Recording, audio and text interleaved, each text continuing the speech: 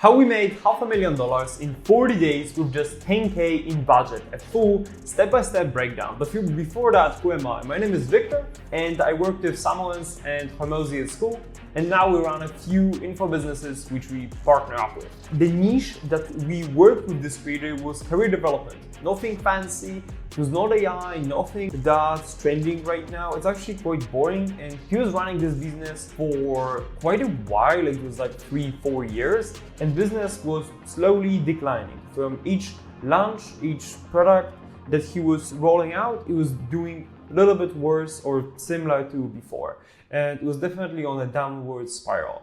However, we did some things that really moved the needle. So before working with us, revenue, so there were products priced at 4K and 6K, and revenue in general was per launch. It was not really structured, and it was not recurring or reoccurring in any way, shape or form. He did a launch in January. So the email list was 23,900, register on 1,200, show up rate to the webinar was 25%, actually not bad. Considering that this was not really from ads, but mostly through organic, it was actually pretty good.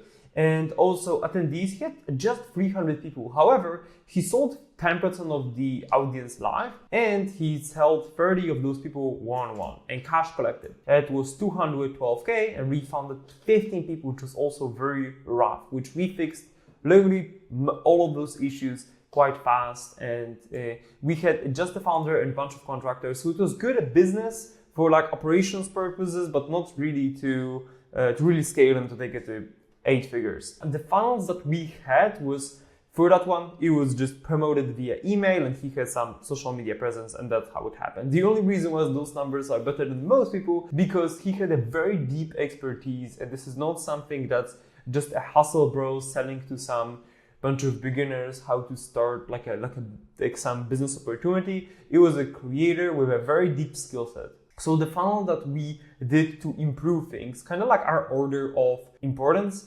is we looked at basically how we promote things, and we decided that we need to improve the funnels that we're getting. So newsletter funnel with a very targeted for attention. So we rejigged a little bit the positioning of the lead magnet in the front to bring more people into our webinars over time. And just one, we didn't really have time to build anything new. We are running many right now, but it took some time. And all the lead magnet funnels were pointing towards a VSL with a qualification waitlist. What I mean by that is we had a bunch of like old lead magnet funnels that there was no data tracked as well. And previously it was just like thank you page. There was like a pop-up from email autoresponder, but now the thank you page was just a VSA to a waiting list with a type form to a qualification, and that gave us incredibly important data and also something to optimize our Facebook pixel around, so that when we did do paid ads, we had some data that Facebook was already trained on, and two, it gave us a great predictor on what type of people are actually opting into our funnel. What is the quality of our list? Things like that. And we optimize our pixel only on the traffic that check that they have the money and they have this problem and they are this avatar. And even right now we're getting appointments at $40 per appointment. And what I call those appointments, because that's just my language, and I put them as schedules in at the start. At least I did put those as schedules in Facebook, but previously but right now we're doing it as complete registration. And the thank you page, and I have 2 thank you pages running for this funnel, and basically one of them is for the people that hit that certain criteria I want, and another one is for people that didn't hit that criteria. What it means is I only train the meta pixel on more of the people that meet that criteria, which enabled us to drop the cost per appointment, for cost per qualified submission, from $120 like we had at the start to now around $40, which is absolutely incredible. Our return on investment is not even funny. That's why I'm not disclosing who it is, but it is really incredible as you set up that way. Which also brings me to the next thing. Once we kind of did what we can with organic, we launched image ads. to this funnel at just $100 per day to test meta ads, and we introduced 30-15-2 ad strategy. This is the strategy that we kind of pioneered inside of our business. What it basically means is we test 30 ideas, 30 kind of big concepts, which is insane amounts of ads, to see in which direction we want to take certain offers. There are certain offers that people want money, some want a certain way to present the money, and we found that way for us, and it took very little time, and we tested it on $100 per day. After that, we scaled to 300 because we were running a little bit out of time. And then we created 15 more of the same. So we had 3 winning concepts from those 30 initial ads, and those are, I believe, 6 to 8 concepts. And then from that, we had 3 that were definite winners, which enabled us to do more of the same, doing a little bit of this kaleidoscopic process that I'll talk about later on how to, and we just diversified the main messaging. It's also important that we did those first 2 rounds of ads as image ads. And then the 2, once we have winners of winners, and we took those leads, this copy, and turned it into video ads. And with each round, results increased in lead quality, cost per lead, and for this campaign, we did it as a lead campaign to get enough data at enough volume. And then on this one, we did it on complete qualified registration. Actually, on this one, it was not the cheapest cost per lead, but when we ran the data after the event, we also realized that those people that were on this waitlist, the correlation between buying and being on the waitlist was very, very high. It was the highest buying signal from all of our funnel that we had. Obviously, I mean, they're on the waitlist, check they have the money and they want it, so obvious. But from around 297 people that were on the waitlist, more than 70% of our buyers were from the list. So that's just amazing. Only 30% are from, probably they bought from a different email that they submitted with to be found. We tested the best ads, and we tested the best organic as well, and that worked decently. We just took shorts and just added a CTA at the end. Hey, if you want this lead magnet, opt in here, and that worked actually pretty well. That was one of the concepts that did pretty well. And regarding the metrics that we looked at, just the basics, which is cost per lead, unique click-through rate, CPMs, and opt-in rate on the page, and then cost per qualified submission. From each cycle, it looked better than from the previous one, but in short, I look at right now mostly at cost per lead, CPM, and CPL. If it was 2.2, I think right now we're sitting at about 3% on the unique click-through rate, which was very important for me to have that quite high, because that's basically intent of the people that you're showing the ads to, and also our cost per qualified submissions. If those two look good, we're that's kind of 80-20. Because I know that the people that are on the waitlist, they're going to buy at least a good percentage of them. And we created conditional emails based on the type of response to the webinar. So a little bit later on that, but that was kind of an advanced strategy that helped us actually quite a lot. So webinar launch, how we actually did the launch. Well, the creator already had a lot of emails and had a little bit of a system, but it was quite basic. And the branding of it was not as quality as we would like it to be. So we made it more quality, more modern. The slides and things like that looked like it was 2018-19. So a little bit more polished also on the funnel side, which increased our opt-in rate, just making it nicer, better looking, better design.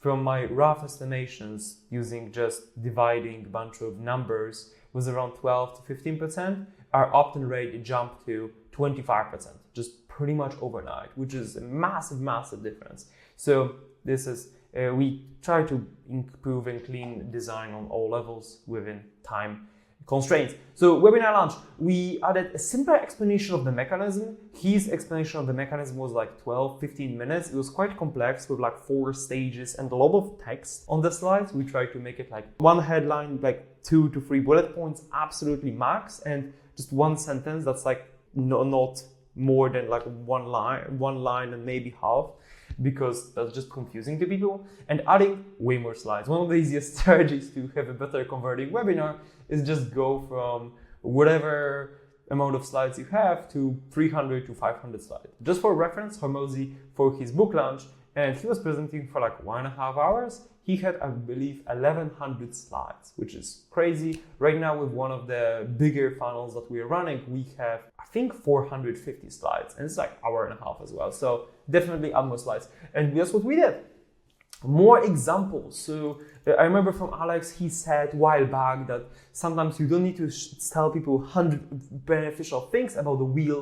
You just need to show a wheel going through a mud, show a wheel going through water, show a wheel going through sand, and people will understand it more. So that's what we did. We said that you can use this thing for this thing for that, and that, I believe, got a lot of people engaged and way more interested. And we made the offer more tangible, which, if this is what you will get from this presentation, this is it. We went from an offer that was kind of like helping you to making it stronger. And a lot of people will say that just because we made it stronger, we made it more tangible, we decreased the brand, or maybe we will get more refunds because people are not getting there. Well, it couldn't be further from the truth. We actually got way less refunds because we are leading. We still have a strong guarantee, which I will talk about, but we're not leading with a guarantee, because basically at the end of last presentation it was like 10 minutes spent on like the guarantee, which I think in that case lowered the perception of actually achieving the results. And then we made an offer seem more easy and like less work.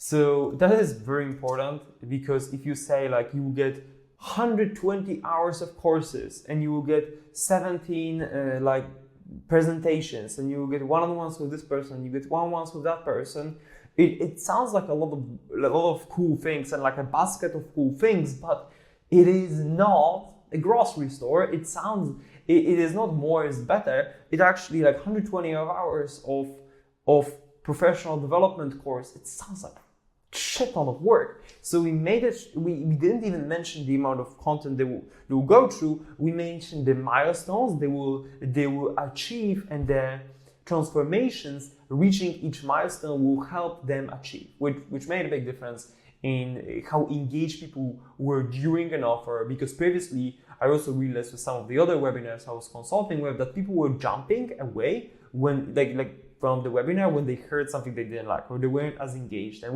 we try to track that, which helped us developing that. So we also added OTO, which stands for one-time offer, to stay on the webinar. So we said if you show up on the webinar and if you stay till the like, I believe, like, you know, like after the offer, then we will give you this thing. And in our case, it was a lead magnet on how to get something, how to do something. It was really valuable, and we are giving it away like very reluctantly, and we're hyping it up actually quite a lot in the emails in this. So we got a massive amount of people interested in that, which helped us. We peaked at around 780 live attendees, and till the offer, 700 of those stayed, which is really beautiful retention. And that's very important. If all you do, and that's also one of my answers, if all we did was just get more people on the webinar and get 3 times more people see the offer, we would 3 times the business. And that's what happened. We still got 10% conversion rate. It's just 10% conversion rate on way more people, right? We got a little bit more. But next, we added email sequences based on how long people stayed. If somebody stayed for longer than 20 minutes, longer than 15 minutes, I believe, they were considered like they actually stayed if somebody see an offer. So somebody like less than 15 minutes to like an offer, and then our offer after. We made those 3 segmentations, which enabled us to be more targeted with our emails. And that brought in a lot of sales, which I'll talk about more. We made an offer more attractive, just in terms of like the promise. It just helped to raise the promise, because this creator is actually a product-led creator. He really cares about the product, and he has some of the best results in the industry, if not the best. Like the amount of case studies and his success rate. He actually cracked success rate, and his success rate is very, very high. which is not the case for most of his competitors, because it's pretty red ocean that we're selling to. And we had a salesperson to call people on the waitlist before a webinar, which again increased the amount of people that showed up, and they were calling the same people after the webinar, and they were able to sell 3-4 people, which at our price point, it was good. Like, we sell 3-4 people, and that's like amazing. So we made the pitch at minute 55, which I didn't love, but that's what we did. Previously it was like even later than that, from what I remember. And then webinar emails for pre-webinar, post-webinar, and Zoom automations, the whole infrastructures. And we did like Zoom webinar, of course. And we stayed on the webinar for 4 hours to answer all the questions. And we managed all the answers in the chat, which also actually pushed few people over the line. So just like Alex says, it's not like one golden bullet, but it's 100 little things, 100 little percentage points that bring those massive outsized returns. And that's what we did. And that's what we do with businesses. And we had a cost per lead that was insanely cheap. I can give my theories why it is, and I also have some reasons why it is, but this is the case. We spent 10K. We got around 10,000 opt-ins. It was like 11,000 something. It was also, we blended a lot. At the start, we had a paid funnel and then an organic funnel, but over time, we just drove way more leads that way. But we didn't care as much about the leads itself. We cared way more about those complete registration people on the wait list. And then the current list was 25,000, and we got a lot of people to unsubscribe. So we got 10,000 people to join the wait list and around like 4,000 people left. So right now we're at like 29,000 something. So we had 2,800 registrants, and also we did something called like a Zoom trick, which we invited a lot of people manually, which bumped that to way more. So we got 2,800 very high intent people and a few thousand of people that were very engaged on our email list but weren't on the wait list. They didn't opt in just yet. And then show up right to the webinars. This was very hard to track, but we had pretty much the same show up rate. With all the efforts and with scaling even further and doing all those little things, we got still 27% show up rate to be exact, because we got like our top was 700 something, and then that's how it was. And we generated 108 sales, right? Like in the first 24 hours, it was around 60, 62, 63. There was one person that like joined and then they refunded and then they joined again, stuff like that. I believe we saved that one. So I think around 62, something to that extent. And then cash collected was, pretty good. That was cash collected right away. This was the payment plans, but that creator has a very high cash collection rate, which we know like this revenue will be realized with time with very high probability. And what is also very important to me, previously we had the creator, we were working with them before that, had a very high refund rate. And basically, I believe right now, which is around 2 weeks after the launch, we were usually at like 10 to 12 refunds. Right now we are at 4, which is also, again, if we can keep that below 10, there's few more days for the refund window to end. But that is also very important because money that you keep is great. It's actually easier to fix the churn than to get more sales, always. And why did it so well, right? You're hearing all those things and like, why did it do so well? So the creator has a deep expertise about the topic. It's not some hustle bro with an idea and a dream. It's very, very important to specify that. And we spent a lot of time on a valuable newsletter that people were opening up and liking. And that created goodwill, and we ramped it up from 1 time per week to 3 times per week, and people really loved that. And also it drove a lot of attention to our waiting list. And we knew that the creator was able to close 10% of live audience. Like we knew that. And actually it was a little bit lower. I was looking at those numbers right now. We had 700 and we had around 62% people buy within 24 hours. But we just focused on bringing more people to the webinar itself. So all the things that happened before, all the things that happened after, and like the sales, the emails, the retargeting, the ads that bring more people to the webinar itself. So if you just show your offer to more people, we knew we will close well. He's a very charismatic person. He has years of experience speaking on stages. So our main goal was just bringing more people to the webinar itself. Future plans. Fix the mistakes in the webinar. We did some things that literally were so surprising to me at the day of the launch, and we didn't even mention it, but for the next webinar, I believe we will be able to bump it up by another like 5 to 10 sales. We didn't have a lot of iterations loops. Like it was kind of like he did it and then we was just live, right? And then hire more CSMs. Right now, we just hired the first one, and previously it was just the founder and contractors. Right now, we're building out pretty much the whole business. Like we hired 3 contractor editors, 1 full-time editor, and he's also like a content strategist as well. We also hired our first CSM. We hired another part-time CSM, so 2 CSMs. And also we hired a person to help out with like a tech side. They were already there, but now they're like full-time and stuff. So it's building a business time.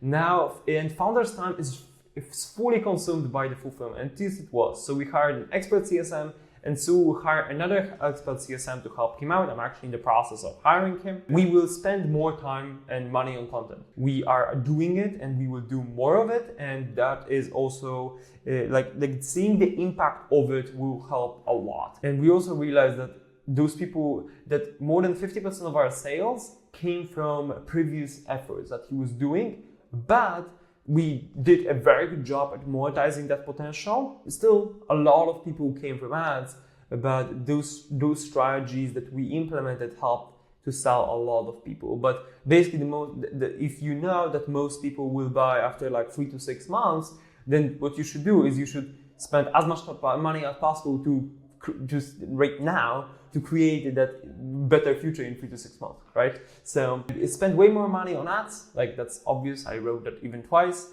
And those type of opportunities don't always show themselves up. Like I remember there's this good quote from Alex when Jason Fladlin tells him that like when it's easy, go hard, and you can apply that to life and you can apply that to Google, to Meta ads. When CPMs are cheap, spend your last dollar pretty much and do it as hard as you can. And that's what we're planning to do to really blow up this business. And especially if you know and you have the team to support 8 figures, which we did in the past. So it will be just more of the same for us.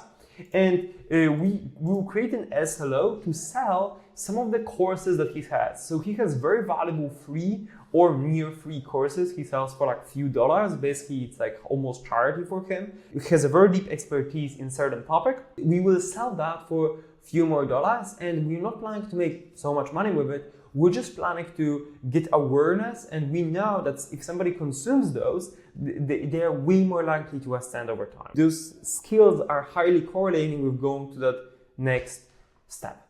And we will create also way better lead magnet. And the quality of lead magnet matters a lot. We spent a lot of, good amount of money on ads. Previously, he was spending nothing, or like just some very little amount.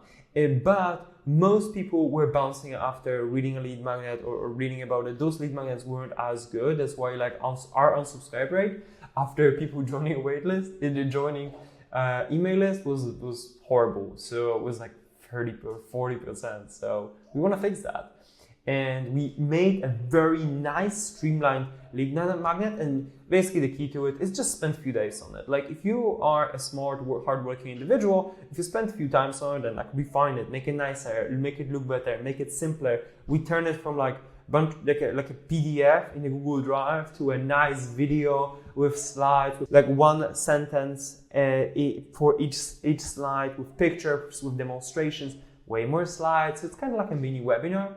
And that people actually learn, and in the end, with 3 action steps for people to do, with templates and with AI prompts to implement right away, which I personally love, and we'll see the results of it. And then we'll decrease the refund rate and just do more of the same. If something works, a lot of creators has a lot of ideas, and we made this mistake probably more than 10 times of launching things that were new instead of just doing more of the same until it stops working. You can't go too hard with it, but what I like to do is doing 90% of the same things and 10% of the new exciting things as tests, maybe on the weekends, maybe again it's 90-10, so every 10 days we take 1 day to test new things, or I like every 10 days because that's like a nice cadence to test new idea. For example, if you were really wanting to test like an offer, spin up an offer, run some ads, and if you have outsized returns, great. If not, not. But a lot of the times you will not have it. But don't tell your team and don't tell your friends about it. And that's for sure to not distract them. But that's it. If you like this type of content, share it with your friends. That's my only ask. Because there are a lot of people in this industry that just say things and they haven't done it, and I've been doing it for many years and I really love it. So if this content was valuable, share it with your friends.